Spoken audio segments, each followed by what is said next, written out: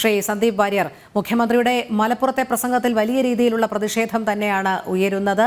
വിഷയത്തിൽ എന്തായാലും BJP പരാതിയുമായി മുന്നോട്ട് പോകുന്നുണ്ട്.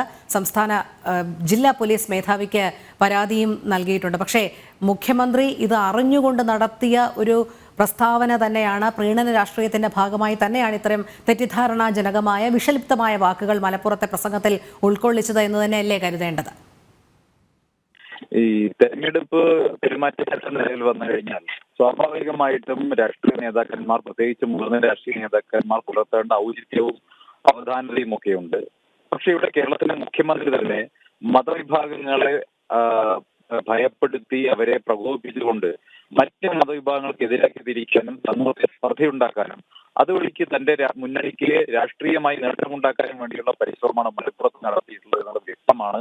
മുസ്ലിം വിഭാഗത്തെ ഭീതിയിലാഴ്ത്തുക, അവരെ ഭയപ്പെടുത്തുക, അവരെ ഹിന്ദുക്കൾക്കെതിരായി തിരിക്കുക, രാജ്യത്ത് അവർക്കെതിരായ വിവേചനം നടക്കുന്നു എന്ന രീതിയിൽ മുസ്ലിങ്ങൾ ഇരകളാക്കപ്പെടുന്നു എന്നൊരു നറേറ്റീവ് സൃഷ്ടിക്കുക എന്നുള്ള ഉദ്ദേശത്തോടെയാണ് മുഖ്യമന്ത്രി വളരെ അപക്വമായിട്ടുള്ള ഈ പ്രസ്താവനകൾ നടത്തിയിട്ടുള്ളത്.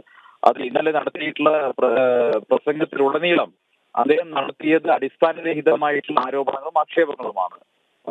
അതിരിക്കുമ്പോൾ തന്നെ മറുവശത്ത് അദ്ദേഹം ചോദിക്കുകയാണ്, ഭാരത് മാതാ കി ജയ് എന്ന മുദ്രാവാക്യം ഉണ്ടാക്കിയത് അസീമുള്ള ഖാനാണ്, അതുകൊണ്ട് തന്നെ അസീമുള്ള ഖാൻ ഉണ്ടാക്കിയ ഭാരത് മാതാ കി ജയ് ഇനി BJP-ക്കാർ വിളിക്കേണ്ടെന്ന് പറയുമോ എന്നാണ് അദ്ദേഹം ചോദിക്കുന്നത്. ഞങ്ങൾക്ക് അദ്ദേഹത്തോട് ചോദിക്കാനുള്ളത്, ഞങ്ങൾക്ക് അസീമുള്ള ഖാനെയോ രവീന്ദ്രനാഥ ടാഗോറിനെയോ ഒന്നും തമ്മിൽ യാതൊരു ഭേദഭാവവും ഇല്ല.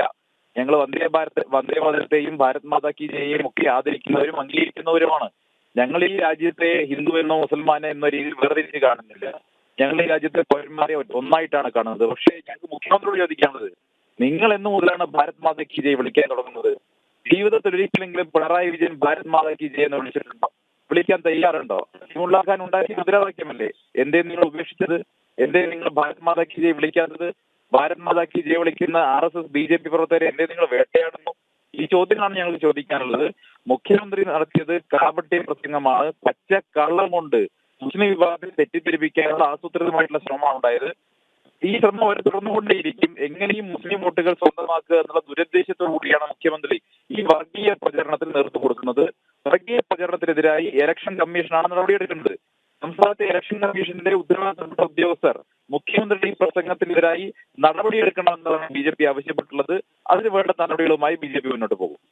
ശ്രീ സന്ദീപ് വാര്യർ, ഒരു കാര്യം കൂടി, താൻ എത്രമാത്രം ഉത്തരവാദപ്പെട്ട ഒരു സ്ഥാനത്താണ് ഇരിക്കുന്നത് എന്നുള്ളത് വ്യക്തമായി തന്നെ പിണറായി വിജയന് അറിയാം. എന്നിട്ടും ഈ രീതിയിലുള്ളൊരു പരാമർശം നടത്തുമ്പോൾ അത് സമൂഹത്തിൽ അരാജകത്വം സൃഷ്ടിക്കുക, കലാപാഹ്വാനം സൃഷ്ടിക്കുക എന്നുള്ള ഉദ്ദേശത്തോടു കൂടി തന്നെയല്ലേ? അതെ, എന്താ സംശയമുള്ളത്?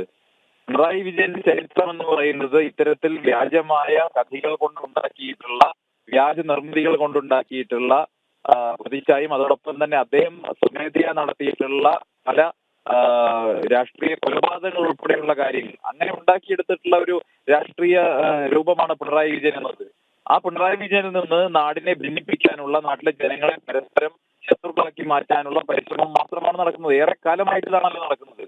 പോകുന്നിടത്തെല്ലാം മുസ്ലിം വിഭാഗത്തെ ഭീതിയിലാക്കുന്ന തരത്തിൽ അവർ എന്തോ വലിയ ഇരകളാക്കപ്പെടുന്നു, അവർ അന്യവൽക്കരിക്കപ്പെടുന്നു എന്ന് അവർക്കിടയിൽ ധാരണയുണ്ടാക്കാൻ വേണ്ടി ആസൂത്രിതമായിട്ടുള്ള പ്രസ്താവന നടത്തുകയാണ്.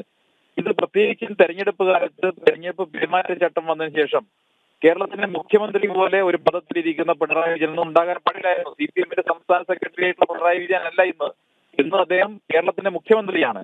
മുഖ്യമന്ത്രി എന്നുള്ള നിലയ്ക്ക് ആ പദവിയോട് കാണിക്കേണ്ട മര്യാദയുണ്ട്, ഔന്നത്യമുണ്ട്. അതെല്ലാം മറന്നുകൊണ്ട് മുഖ്യമന്ത്രി പിണറായി വിജയൻ കേരളത്തിലെ ജനങ്ങളെ ഹിന്ദുവിന്റെയും മുസൽമാന്റെയും പേരിൽ, ഹിന്ദുവെന്നും മുസ്ലിമെന്നും പേരിൽ ഭിന്നിപ്പിക്കാനും പരസ്പരം വർഗീയ കലാപം ഉണ്ടാക്കാനുമുള്ള ഗൂഢശ്രമമാണ് നടന്നത്. ആ വർഗീയ കലാപത്തിലൂടെ മുസ്ലിം വിഭാഗത്തിന്റെ രക്ഷകരായി സ്വയം മേലടിച്ചുകൊണ്ട് മുസ്ലിം വിഭാഗത്തിന്റെ വോട്ടുകൾ സ്വന്തമാക്കാനുള്ള പരിശ്രമം നടത്തുന്നു. തലശ്ശേരിയിൽ ഫസലിനെ കൊന്ന് ആ ഫസലിന്റെ രക്തത്തിൽ മുക്കിയ തൂവാൽ കൊണ്ടുപോയി RSS-ന്റെ ശാഖയിൽ ഉപേക്ഷിച്ചവരാണ് CPM-കാര്. തലശ്ശേരി കലാപ സമയത്ത് പിണറായിയുടെ വലിയ പള്ളി ഉൾപ്പെടെ പൊളിച്ച പാരമ്പര്യമുള്ളവരാണ് കമ്മ്യൂണിസ്റ്റുകാര്. മുസ്ലിം വിഭാഗത്തിനെതിരായി നാദാപുരത്തടക്കം വലിയ തോതിൽ വർഗീയ ലഹള നടത്തിയവരാണ് കമ്മ്യൂണിസ്റ്റുകാര്, പിണറായിയുടെ നേതൃത്വത്തിലുള്ള കമ്മ്യൂണിസ്റ്റുകാര്. ഇതൊന്നും കേരളത്തിലെ മുസ്ലിം സമൂഹം മറക്കാൻ പോകുന്നില്ല എന്നാണ് ഞങ്ങൾക്ക് പിണറായി വിജയനെ ഓർമ്മിപ്പിക്കാനുള്ളത്.